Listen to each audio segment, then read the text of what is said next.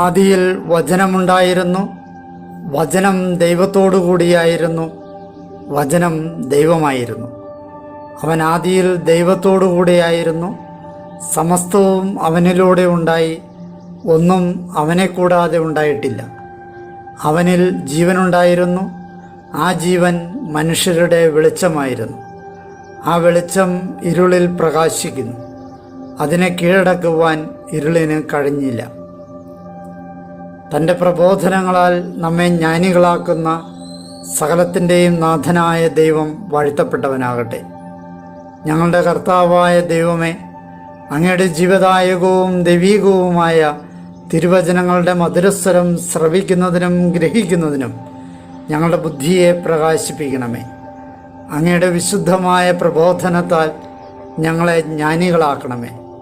ഞങ്ങളുടെ ഇരുളടഞ്ഞ ജീവിതത്തെ അങ്ങയുടെ വചന വെളിച്ചത്താൽ പ്രകാശിപ്പിക്കണമേ. അങ്ങയുടെ വചനങ്ങളാൽ ഞങ്ങളുടെ മനസ്സിനെ ജ്വലിപ്പിക്കണമേ. ആമേൻ.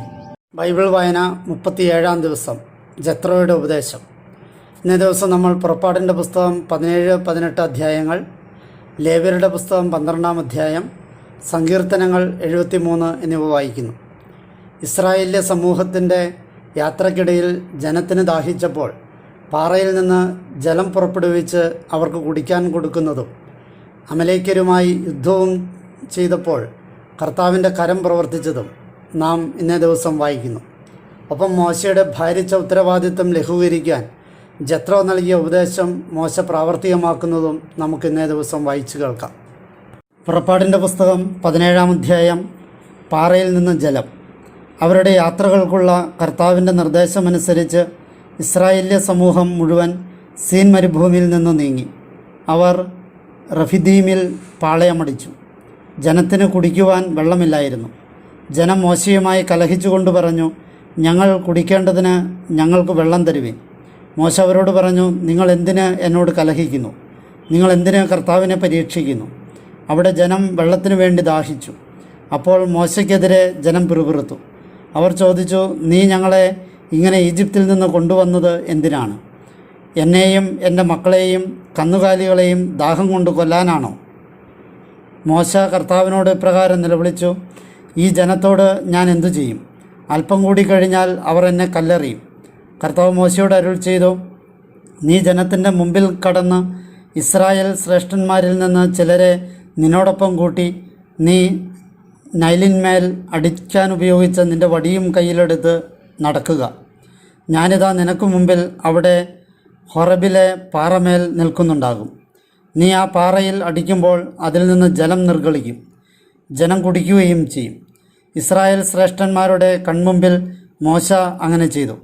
ഇസ്രായേല്യർ അവിടെ വെച്ച് കലഹിച്ചതിനാലും കർത്താവ് തങ്ങളുടെ ഇടയിലുണ്ടോ ഇല്ലയോ എന്ന് ചോദിച്ചുകൊണ്ട് കർത്താവിനെ പരീക്ഷിച്ചതിനാലും അവൻ ആ സ്ഥലത്തിന് മാസായും മെറീബായും എന്ന് പേര് വിളിച്ചു.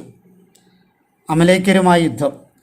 അമലേക്ക് വന്ന് റഫീദീമിൽ ഇസ്രായേൽക്കാരുമായി യുദ്ധം ചെയ്തു. മോശ ജോഷുവോട് പറഞ്ഞു, നമുക്ക് വേണ്ടി ആളുകളെ തിരഞ്ഞെടുക്കുക. പുറപ്പെട്ട് അമലേക്യരുമായി യുദ്ധം ചെയ്യുക. എൻ്റെ കയ്യിൽ ദൈവത്തിൻ്റെ വടിയുമായി നാളെ ഞാൻ കുന്നിൻ മുകളിൽ നിലയുറപ്പിക്കും. അമലേക്യരുമായി പൊരുതാൻ മോശ തന്നോട് പറഞ്ഞതുപോലെ തന്നെ ജോഷുവ പ്രവർത്തിച്ചു. മോശ, അഹ്റോൻ, ഹൂർ എന്നിവർ കുന്നിൻ മുകളിൽ കയറി. മോശ തൻ്റെ കരം ഉയർത്തുന്നതനുസരിച്ച് ഇസ്രായേൽക്കാർ മുന്നേറി. തൻ്റെ കരം താഴ്ത്തുന്നതനുസരിച്ച് അമലേക്ക് മുന്നേറി. മോശയുടെ കരങ്ങൾ കുഴഞ്ഞവയായി. അവർ ഒരു കല്ലെടുത്ത് അവൻ്റെ കീഴിലേക്ക് വെച്ചു കൊടുത്തു. അവൻ അതിന്മേലിരുന്നു. അഹ്റോനും ഹൂറും ഒരുവൻ ഓരോ വശത്തും അപരൻ മറുവശത്തുമായി അവൻ്റെ കരങ്ങൾ താങ്ങിക്കൊടുത്തു. അതിനാൽ സൂര്യൻ മറയുന്നതുവരെ അവൻ്റെ കരങ്ങൾ ദൃഢമായി നിന്നു. ജോഷുവ അമലേക്കിനെയും അവൻ്റെ ജനത്തെയും വാളിൻ്റെ വായ്ത്തലയാൽ നിലംപരിശാക്കി. കർത്താവ് മോശയോട് അരുൾ ചെയ്തു, നീ സ്മാരകമായി ഇത് പുസ്തകത്തിൽ എഴുതുക. ആകാശത്തിന് കീഴിൽ നിന്ന് അമലേക്കിൻ്റെ ഓർമ്മ ഞാൻ തീർത്തും തുടച്ചു നീക്കുമെന്ന് ജോഷുവയുടെ ചെവികളിൽ എത്തിക്കുക. മോശ അവിടെ ഒരു ബലിപീഠം നിർമ്മിച്ചു. അതിന് യാഹ്വേ നിസ്സി എന്ന് പേര് വിളിച്ചു. അവൻ പറഞ്ഞു, ശക്തി കർത്തൻ്റെ സിംഹാസനത്തിന്മേലായതുകൊണ്ട് യുദ്ധം കർത്താവിൻ്റേതായിരിക്കും. അമലേക്യർക്കെതിരെ തലമുറ തോറും. പുറപ്പാടിൻ്റെ പുസ്തകം 18-ാം അധ്യായം. മോശയും ജത്രോയും. ദൈവം മോശയ്ക്കും അവിടുത്തെ ജനമായ ഇസ്രായേലിനും വേണ്ടി ചെയ്തതെല്ലാം, അതായത് കർത്താവ് ഇസ്രായേൽക്കാരെ ഈജിപ്തിൽ നിന്ന് പുറത്തു കൊണ്ടുവന്നത് മിദിയാൻ്റെ പുരോഹിതനും മോശയുടെ അമ്മായിയപ്പനുമായ ജത്രോ കേട്ടു. മോശയുടെ ഭാര്യ സിപ്പോറായെ അവർ പറഞ്ഞയച്ചതിനെ തുടർന്ന് മോശയുടെ അമ്മായിയപ്പൻ ജത്രോ സ്വീകരിച്ചിരുന്നു അവളുടെ 2 പുത്രന്മാരെയും. അവരിൽ ഒരുവൻ്റെ പേര് ഗർഷോം, കാരണം അന്യനാട്ടിൽ ഞാൻ പ്രവാസിയാണ് എന്ന് അവൻ പറഞ്ഞിരുന്നു. അപരൻ്റെ പേര് എലിയേസർ, കാരണം എൻ്റെ പിതാവിൻ്റെ ദൈവം എൻ്റെ സഹായമാണ്, അവിടുന്ന് ഫറവോയുടെ വാളിൽ നിന്ന് എന്നെ മോചിപ്പിച്ചു. മോശയുടെ അടുക്കലേക്ക് അവൻ പാളയമടിച്ചിരുന്ന ദൈവത്തിൻ്റെ മലയിലുള്ളിടത്തെ മരുഭൂമിയിലേക്ക് മോശയുടെ അമ്മായിയപ്പൻ ജത്രോയും മോശയുടെ മക്കളും ഭാര്യയും വന്നു. മോശയോട് അവൻ പറഞ്ഞു, നിൻ്റെ അമ്മായിയപ്പനായ ഞാൻ ജത്രോ നിൻ്റെ അടുത്ത് എത്തിയിരിക്കുന്നു. നിൻ്റെ ഭാര്യയും അവളോടൊപ്പം 2 പുത്രന്മാരുമുണ്ട്. മോശ തൻ്റെ അമ്മായിയപ്പനെ എതിരേൽക്കാൻ പുറത്തേക്കിറങ്ങി. അവൻ അവനെ വണങ്ങുകയും ചുംബിക്കുകയും ചെയ്തു. അവർ പരസ്പരം ക്ഷേമാന്വേഷണം നടത്തി. എന്നിട്ട് കൂടാരത്തിലേക്ക് പോയി. ഇസ്രായേൽക്കാരെ പ്രതി കർത്താവ് ഫറവോയോടും ഈജിപ്തുകാരോടും ചെയ്ത സകലതും, വഴിയിൽ വെച്ച് തങ്ങൾക്ക് നേരിട്ട സകല കഷ്ടതയും, എന്നാൽ കർത്താവ് തങ്ങളെ വിമോചിപ്പിച്ചതും മോശ തൻ്റെ അമ്മായിയപ്പനോട് വിവരിച്ചു. ഈജിപ്തുകാരുടെ കരങ്ങളിൽ നിന്ന് ഇസ്രായേലിനെ മോചിപ്പിച്ചതുകൊണ്ട് കർത്താവ് അവർക്ക് ചെയ്ത സകല നന്മകളെയും കുറിച്ച് ജത്രോ ആഹ്ലാദിച്ചു. ജത്രോ പറഞ്ഞു, ഈജിപ്തുകാരുടെ കയ്യിൽ നിന്നും ഫറവോയുടെ കയ്യിൽ നിന്നും നിങ്ങളെ മോചിപ്പിച്ച ജനത്തെ ഈജിപ്തുകാരുടെ കൈക്കീഴിൽ നിന്ന് വിമോചിപ്പിച്ച കർത്താവ് വാഴ്ത്തപ്പെട്ടവൻ. അക്കൂട്ടർ ഇവരുടെ മേൽ കാണിച്ച ധാർഷ്ട്യഭാവം കൊണ്ട് തന്നെ എല്ലാ ദേവന്മാരെയുംകാൾ വലിയവൻ കർത്താവാണെന്ന് ഇപ്പോൾ ഞാൻ അറിയുന്നു. മോശയുടെ അമ്മായിയപ്പൻ ജത്രോ ദൈവത്തിന് ഹോമവസ്തുവും ബലിവസ്തുക്കളും കൊണ്ടുവന്നു. ജത്രോയോടൊന്നിച്ച് ദൈവസന്നിധിയിൽ ഭക്ഷണം കഴിക്കുന്നതിന് അഹ്റോനും ഇസ്രായേലിലെ എല്ലാ ശ്രേഷ്ഠന്മാരും വന്നു. ജത്രോയുടെ ഉപദേശം. പിറ്റേ ദിവസം മോശ ജനത്തെ ന്യായവിചാരണ ചെയ്യുവാൻ ഉപവിഷ്ടനായപ്പോൾ ജനം പ്രഭാതം മുതൽ പ്രദോഷം വരെ മോശയുടെ പക്കൽ നിൽക്കാനിടയായി. മോശ ജനത്തിനു വേണ്ടി ചെയ്യുന്നതെല്ലാം കണ്ടപ്പോൾ അവൻ്റെ അമ്മായിയപ്പൻ ജത്രോ ചോദിച്ചു, ജനത്തോട് നീ ചെയ്യുന്നത് എന്താണ്? എന്തുകൊണ്ടാണ് നീ ഇവിടെ ഒറ്റയ്ക്ക് ഉപവിഷ്ടനായിരിക്കുന്നതും ജനമെല്ലാം പ്രഭാതം മുതൽ പ്രദോഷം വരെ നിന്റെ പക്കൽ നിൽക്കുന്നതും? മോശ തൻ്റെ അമ്മായിയപ്പനോട് പറഞ്ഞു, ദൈവത്തോടാരായാൻ ജനം എൻ്റെ അടുത്ത് വരുന്നത് കൊണ്ട് തന്നെ. എന്തെന്നാൽ അവർക്ക് എന്തെങ്കിലും വിഷയമുണ്ടാകുമ്പോൾ അവർ എൻ്റെ അടുക്കൽ വരുന്നു. അവർക്കിടയിൽ ഞാൻ ന്യായവിചാരണ നടത്തുകയും ദൈവത്തിൻ്റെ ചട്ടങ്ങളും അവിടുത്തെ നിയമങ്ങളും അവരെ അറിയിക്കുകയും ചെയ്യുന്നു. അപ്പോൾ മോശയുടെ അമ്മായിയപ്പൻ അവനോട് പറഞ്ഞു, നീ ചെയ്തുകൊണ്ടിരിക്കുന്ന കാര്യം ഉചിതമല്ല. നീയും നിന്നോടൊപ്പമുള്ള ഈ ജനവും ക്ഷീണിച്ച് വിവശരാകും. കാരണം ഈ കാര്യം നിനക്ക് താങ്ങാവുന്നതിനേക്കാൾ ഭാരിച്ചതാണ്. നിനക്ക് തനിയെ അത് ചെയ്യാനാവില്ല. ഇപ്പോൾ എൻ്റെ സ്വരം കേൾക്കുക, ഞാൻ നിന്നെ ഉപദേശിക്കാം. ദൈവം നിന്നോട് കൂടെ ഉണ്ടായിരിക്കട്ടെ. നീ ജനത്തിനു വേണ്ടി ദൈവത്തിൻ്റെ മുമ്പിലായിരിക്കണം. കാര്യങ്ങൾ ദൈവസന്നിധിയിൽ കൊണ്ടുചെല്ലുകയും വേണം. ചട്ടങ്ങളും നിയമങ്ങളും നീ അവരെ പഠിപ്പിക്കണം. അവർ ചരിക്കേണ്ട മാർഗവും ചെയ്യേണ്ട പ്രവൃത്തിയും നീ അവരെ അറിയിക്കണം. മുഴുവൻ ജനത്തിലും നിന്നായി കാര്യപ്രാപ്തിയും ദൈവഭയവുമുള്ള ആളുകളെ, സത്യസന്ധരായ നീചലാഭം വെറുക്കുന്ന ആളുകളെ തിരിച്ചറിഞ്ഞ് അവരെ സഹസ്രാധിപന്മാരായും ശതാധിപന്മാരായും അർദ്ധശതാധിപന്മാരായും ദശാധിപതിപന്മാരായും നീ അവരുടെ മേൽ നിയമിക്കുക. അവർ ഏത് സമയത്തും ജനത്തിനു വേണ്ടി ന്യായം വിധിക്കട്ടെ. ഗൗരവമുള്ള വിഷയമെല്ലാം അവർ നിൻ്റെ അടുത്ത് എത്തിക്കട്ടെ. ലഘുവായ വിഷയമെല്ലാം അവർ തന്നെ ന്യായവിചാരണ ചെയ്യട്ടെ. അങ്ങനെ നീ നിൻ്റെ മേൽ നിന്ന് ഭാരം ലഘൂകരിക്കുകയും അവർ നിന്നോടൊപ്പം ഭാരം വഹിക്കുകയും ചെയ്യട്ടെ. നീ ഇക്കാര്യം ചെയ്യുകയാണെങ്കിൽ ദൈവം നിന്നോട് കൽപ്പിക്കുക കൂടി ചെയ്താൽ നിനക്ക് പിടിച്ചു നിൽക്കാനാകും. ഈ ജനമെല്ലാം സമാധാനത്തിൽ സ്വന്തം സ്ഥലത്തേക്ക് പോവുകയും ചെയ്യും. മോശ തൻ്റെ അമ്മായിയപ്പൻ്റെ സ്വരം കേട്ട് അവൻ പറഞ്ഞതെല്ലാം പ്രവർത്തിച്ചു. മോശ ഇസ്രായേൽ മുഴുവനിൽ നിന്ന് കാര്യപ്രാപ്തിയുള്ള ആളുകളെ തിരഞ്ഞെടുത്ത് അവരെ ജനത്തിൻ്റെ മേൽ തലവന്മാരായി സഹസ്രാധിപന്മാരും ശതാധിപന്മാരും അർദ്ധശതാധിപന്മാരും ദശാധിപന്മാരുമായി നിയമിച്ചു. അവർ എല്ലാ സമയത്തും ജനത്തിന് ന്യായപാലനം ചെയ്തു. പ്രയാസമുള്ള കാര്യമെല്ലാം അവർ മോശയുടെ അടുത്ത് എത്തിച്ചു. ലഘുവായ കാര്യത്തിലെല്ലാം അവർ തന്നെ ന്യായം വിധിച്ചു. അനന്തരം മോശ തൻ്റെ അമ്മായിയപ്പനെ യാത്രയയച്ചു. അവൻ സ്വന്തം നാട്ടിലേക്ക് മടങ്ങി. ലേവ്യരുടെ പുസ്തകം 12-ാം അധ്യായം. മാതൃശുദ്ധീകരണവും പുത്രപരിച്ഛേദനവും.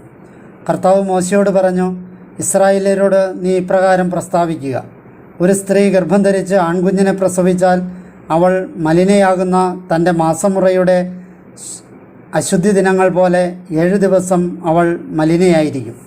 8-ാം ദിനം അവൻ്റെ അഗ്രചർമ്മം ഛേദിക്കപ്പെടണം. അവൾ 33 ദിവസങ്ങൾ രക്തശുദ്ധീകരണാവസ്ഥയിൽ കഴിയണം. അവളുടെ ശുദ്ധീകരണ ദിനങ്ങൾ പൂർത്തിയാകുന്നതുവരെ വിശുദ്ധ വസ്തുക്കളിലൊന്നും അവൾ തൊടരുത്. വിശുദ്ധ സ്ഥലത്ത് പ്രവേശിക്കുകയും അരുത്. പെൺകുഞ്ഞിനെയാണ് അവൾ പ്രസവിക്കുന്നതെങ്കിൽ തൻ്റെ മാസമുറ പോലെ 2 ആഴ്ച അവൾ മലിനയായിരിക്കും. രക്തശുദ്ധീകരണാവസ്ഥയിൽ അവൾ 66 ദിവസങ്ങൾ കഴിയണം.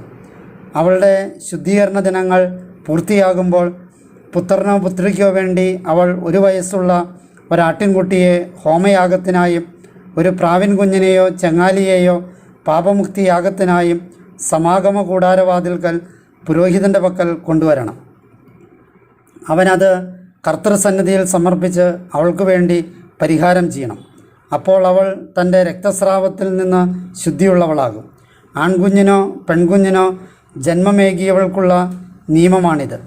ഒരാട്ടിൻകുട്ടിക്കുള്ള വക അവളുടെ കൈവശമില്ലെങ്കിൽ 2 ചങ്ങാലികളെയോ 2 പ്രാവിൻ കുഞ്ഞുങ്ങളെയോ ഒന്നിനെ ഹോമയാഗത്തിനായും മറ്റേതിനെ പാപമുക്തിയാഗത്തിനായും അവൾ കരുതിയാൽ മതി. പുരോഹിതൻ അവൾക്ക് വേണ്ടി പരിഹാരം ചെയ്യുമ്പോൾ അവൾ ശുദ്ധിയുള്ളവളാകും. 73-ാം സങ്കീർത്തനം. ദൈവസാമീപ്യം ഉത്തമം. ആസാഫിൻ്റെ കീർത്തനം. ദൈവം ഇസ്രായേലിന് നിശ്ചയമായും നല്ലവനാണ്, നിർമ്മലമായ ഹൃദയമുള്ളവർക്കു തന്നെ. എനിക്ക് കാലുകൾ അല്പമായി ഇടറി, എൻ്റെ ചുവടുകൾ ചെറുതായൊന്നു വഴുതി. എന്തെന്നാൽ അഹങ്കാരികളോട് എനിക്ക് അസൂയ തോന്നി. ദുഷ്ടൻ്റെ ഐശ്വര്യമാണ് ഞാൻ കാണുന്നത്. അവർക്ക് മാരകമായ യാതനകളില്ലല്ലോ. അവരുടെ ദേഹം കൊഴുത്തിരിക്കുന്നു. മർത്യൻ്റെ കഷ്ടതയിലല്ല അവർ. സാധാരണക്കാരനോടൊപ്പം അവർ പീഡിതരുമല്ല. ആകയാൽ അഹങ്കാരം അവർക്ക് ഹാരമായിരിക്കുന്നു. അക്രമം അവർക്കായി വേഷമണിയുന്നു. മേധസ്സുകൊണ്ട് അവരുടെ കണ്ണ് തള്ളി നിൽക്കുന്നു. ഹൃദയസങ്കല്പങ്ങൾ അവർ അതിലംഘിക്കുന്നു. അവർ അധിക്ഷേപിച്ച് മോശമായി സംസാരിക്കുന്നു. ഉന്നത സ്ഥാനത്ത് നിന്ന് അവർ പീഡന ഭീഷണി ഉയർത്തുന്നു. തങ്ങളുടെ വായി അവർ ആകാശത്തിനെതിരെ തിരിച്ചിരിക്കുന്നു. അവരുടെ നാവ് ഭൂമിയിൽ ഉഴലുന്നു. അതിനാൽ അവിടുത്തെ ജനം ഇവിടേക്ക് പിന്തിരിയുന്നു. അവർക്ക് വേണ്ടി നിറജലം വറ്റിക്കപ്പെടുന്നു. അക്കൂട്ടർ ചോദിക്കുന്നു, തമ്പുരാൻ എങ്ങനെ അറിയും? അത്യുന്നതിന് അറിവുണ്ടോ? ഇതാ ഇവരാണ് ദുഷ്ടർ. മനക്കടിയില്ലാതെ ഇവർ എന്നും സമ്പത്ത് വർദ്ധിപ്പിക്കുന്നു. എൻ്റെ ഹൃദയം ഞാൻ നിർമ്മലമാക്കിയത് വ്യർത്ഥമായിപ്പോയി. എൻ്റെ കരതലങ്ങൾ നിഷ്കളങ്കതയിൽ കഴുകിയതും. ദിവസം മുഴുവൻ ഞാൻ പീഡിപ്പിക്കപ്പെടുന്നു. പ്രഭാതം തോറും എനിക്ക് ശിക്ഷയുണ്ട്. ഞാനും അങ്ങനെ ഉരിയാടട്ടെ എന്ന് ഞാൻ പറഞ്ഞിരുന്നെങ്കിൽ, ഞാനിതാ അങ്ങയുടെ മക്കളുടെ തലമുറയെ വഞ്ചിക്കുമായിരുന്നു. ഇത് ഗ്രഹിക്കാൻ ഞാൻ ശ്രമിക്കുന്നെങ്കിലും എൻ്റെ ദൃഷ്ടികളിൽ അത് ക്ലേശകരമാണ്. എന്നാൽ തമ്പുരാൻ്റെ ശ്രീകോവിൽ സമുച്ചയത്തിലേക്ക് ഞാൻ എത്തുമ്പോഴേക്കും അവരുടെ അന്ത്യം ഞാൻ ഗ്രഹിക്കട്ടെ. അതെ, അങ്ങ് അവരെ വഴുക്കൻ സ്ഥലങ്ങളിൽ ആക്കിയിരിക്കുന്നു. അവരെ അങ്ങ് വിനാശങ്ങളിൽ വീഴ്ത്തുന്നു. അവരെങ്ങനെ ക്ഷണേന നാശമായിത്തീരുന്നു. ഭീകരതകളാൽ തൂത്തുവാരി എറിയപ്പെട്ടു. ഉണരുന്നവനാൽ സ്വപ്നം അവഗണിക്കുന്നത് പോലെ നാഥ ഉണരുമ്പോൾ അവരുടെ നിഴലിനെ അങ്ങ് അവഗണിക്കുന്നു. എൻ്റെ ഹൃദയവും അന്തരംഗങ്ങളും കഴിച്ചപ്പോൾ ഞാൻ സ്വയം മുറിപ്പെട്ടവനായി. അറിവില്ലാത്ത മന്ദബുദ്ധിയായിരുന്നു ഞാൻ. അങ്ങയോടുള്ള സമീപനത്തിൽ ഞാനൊരു മൃഗമായിരുന്നു. എന്നാലും ഞാൻ നിരന്തരം അങ്ങയോടുകൂടിയാണ്. അങ്ങൻ്റെ വലത്തുകൈ പിടിച്ചിരിക്കുന്നു. അങ്ങയുടെ ഉപദേശത്തിൽ അങ്ങനെ നയിക്കുന്നു. പിന്നീടൊരു മഹത്വമായി അങ്ങനെ സ്വീകരിക്കും. ആകാശങ്ങളിൽ എനിക്ക് ആര് വേണം? അങ്ങയുടെ ഒത്തെങ്കിൽ ഭൂമിയിലും ഞാൻ ആരെയും ആഗ്രഹിക്കുന്നില്ല. എൻ്റെ ശരീരവും ഹൃദയവും ക്ഷീണിച്ചേക്കാം.